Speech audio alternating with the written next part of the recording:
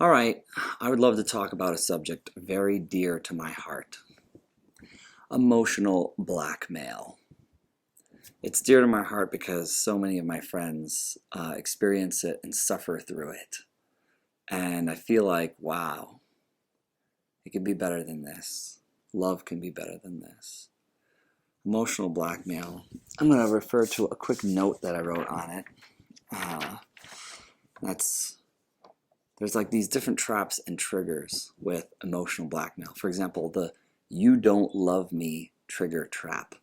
A lot of, parents use this, like, uh, "you don't love me," and or else you would do what I want you to do right now.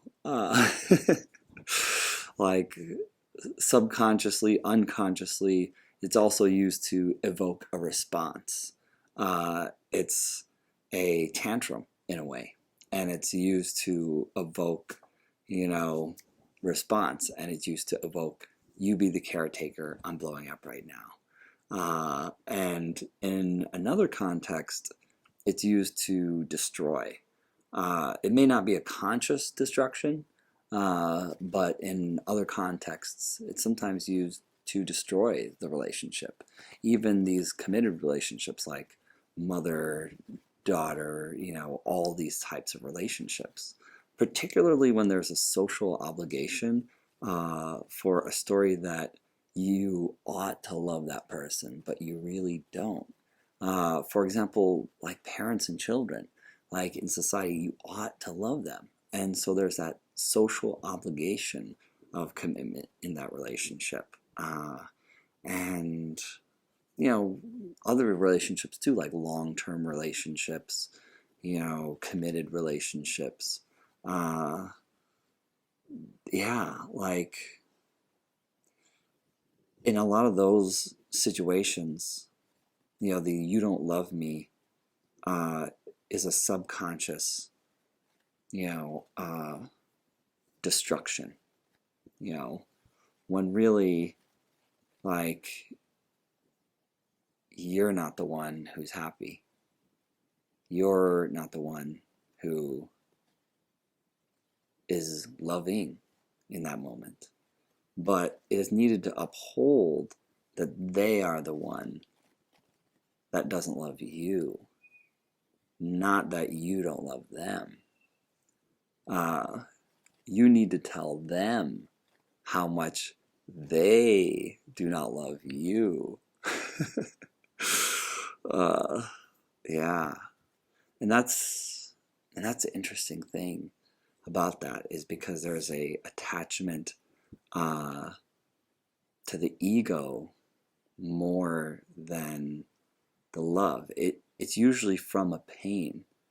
Sometimes it's a problem not expressed. Sometimes it's not expressed because the person doesn't know how to articulate the problem or the issue very well. Or sometimes they have something of themselves that's not being respected, a boundary or an issue that, needs attention and that needs caring for, and they don't have a better way of communicating, hey, I need to bring attention to this, or they don't even know how to like change themselves or to set their boundary in better ways. So they just blow up with these trigger traps of "you don't love me," either as a crying out, as in help, attention, tantrum here, or as a destruction. Uh, I'll continue on this. I was going to end it here, but I'll kind of turducken two different ideas into this one with this one. And that's, waiting. Hmm, is like moving.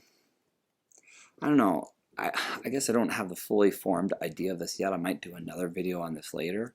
So you should definitely subscribe and stick around and see the more evolved version of this. But I'm starting to touch on this idea of moving away how things should work into how they do work, and how they can work better.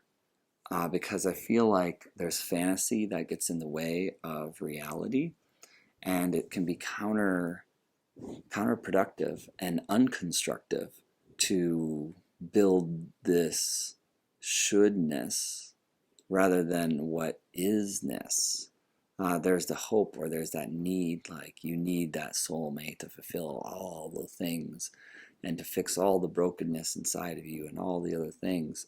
But in a way, what is the reality of that? Is the reality of that, in practice, in theory, Prince Charming, but in practice, is that, too much of a load for any, actual human that isn't just a robot to be able to, live and be, in their own person, in the practice of that. When there's somebody who's not their own person, just serving you, do you even love that thing?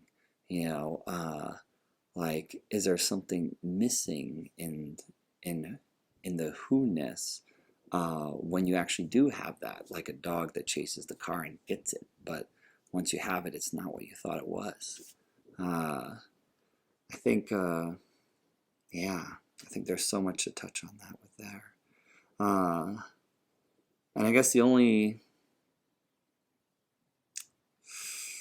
other thing that I wanted to touch on too, which I will touch on in this one, is like the monster in your mind kind of thing. I'm